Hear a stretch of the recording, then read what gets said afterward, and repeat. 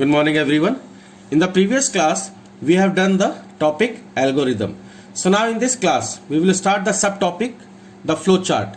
So the algorithm and the flowchart both are interconnected. So basically for writing the algorithm of any particular problem, we write algo in proper steps in English language. So now in short, for solving a particular or specific problem, we are supposed to write the steps in a proper sequence for achieving a solution. So now the same thing again in flowchart we are supposed to use, but in flowchart we are simply supposed to use the predefined boxes. So that is why we can say a flowchart is simply a graphical representation of steps. It shows steps in sequential order as we were using in the algorithm also, and it is widely used in presenting the flow of algorithm, workflow or the process. As you know, the algorithm and the flowchart both are interconnected. So the flowchart is used to show the algo part only. Typically a flowchart shows the steps as boxes. So in flowchart, instead of steps which we were writing in algorithm, here we are supposed to use some predefined boxes. So there are certain boxes which we are using in flowchart. So what are those boxes? That we will discuss later in the next part. So while drawing the flowchart, we are supposed to show the steps as boxes of various kinds, and all the boxes we are supposed to attach in the proper order with the arrow keys. Now see the boxes. I will show you what boxes you are supposed to use in a flowchart. So now the name of the box, the first name of the box is the start and stop box, and the symbol used is the simple oval shape we are supposed to use for this symbol, that is here the oval shape. Sorry, please look at here, oval shape.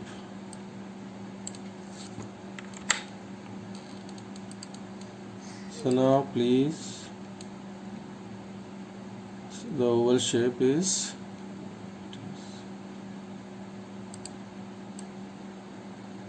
so this is the simple oval shape, and it is used for start and stop. It is used to show the stop and start in a flowchart. This symbol is also known as the terminator. This symbol is also known as terminator, right? So whenever you wanted to show the start and stop, you will have to draw this symbol. Now the next symbol is the process box. This process box is used to show the calculation part in your program or in your specific problem. For example, the box the box for this process box is a simple rectangular shape. Please look at here.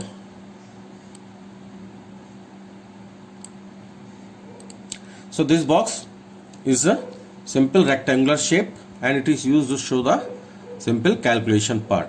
Now the next symbol we use in flowchart is the decision box. So basically this box is a simple diamond shape, or you can say this box is used to show the condition in your flowchart. So this box diamond shape is used to check the condition, and the symbol is here, this. These are the very basic things. So while drawing the flowchart, you are supposed to draw these symbols with the help of pencil only. So now the next very important symbol is the flow lines. Basically the flow lines are used to connect the boxes in a order. So while connecting the boxes, these flow lines are supposed to use. And now very important point here, again I am going to repeat. So always the flow lines connect the boxes from top to bottom. So the flow lines, they cannot cross each other while drawing the flow lines. So now the next box is the input output box. The symbol of this is here.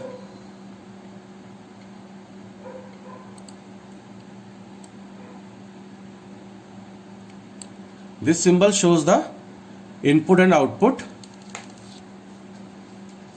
working in a program.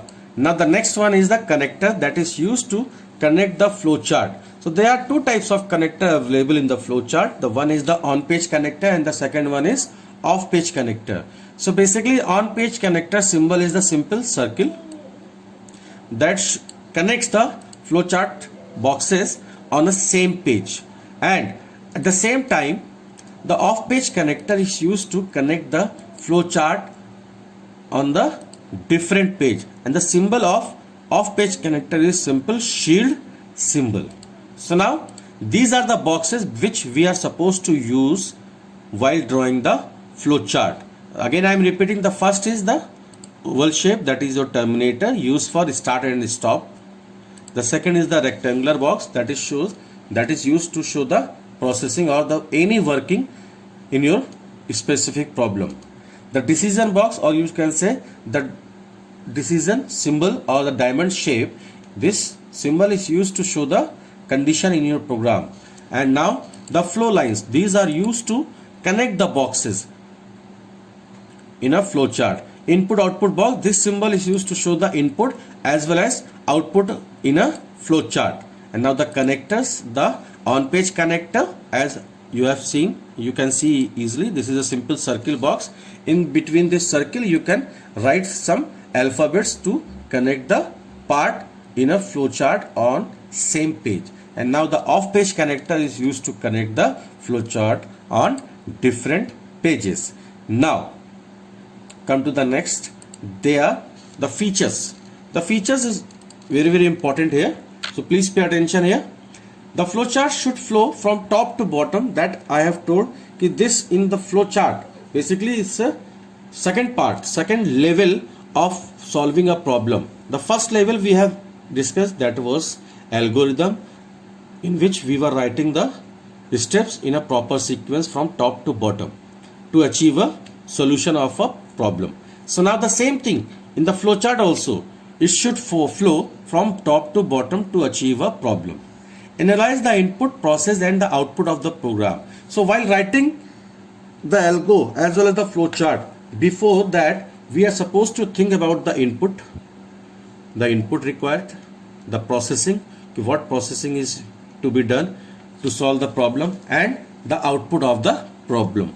Now the third one is use symbols and arrow in the direction of flow of data. It must have only one start and stop symbols. So like in algorithm, always we start the step 1 from start and the last step must be stop. So the same thing in the flowchart also, the first step must be start and the last step must be stop. Now the flow lines should never cross each other. This is a simple thing which I have already told.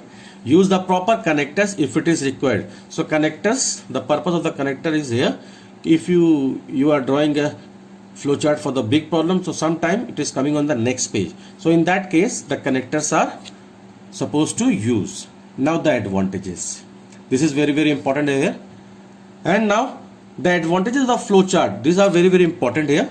Basically, with the help of flowchart, we can easily understand the problem, how we are going to achieve a proper solution for a specific problem.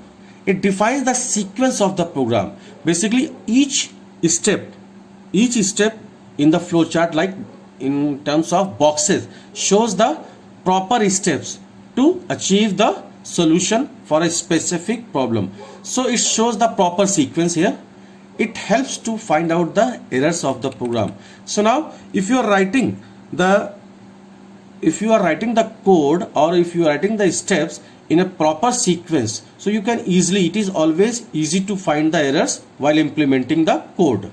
It serves as a guide for program coding, as we have discussed. These are the steps through which we can achieve the final output of a specific problem. So these are the advantages. So I think you have understood properly. In case of doubt, we will discuss later also.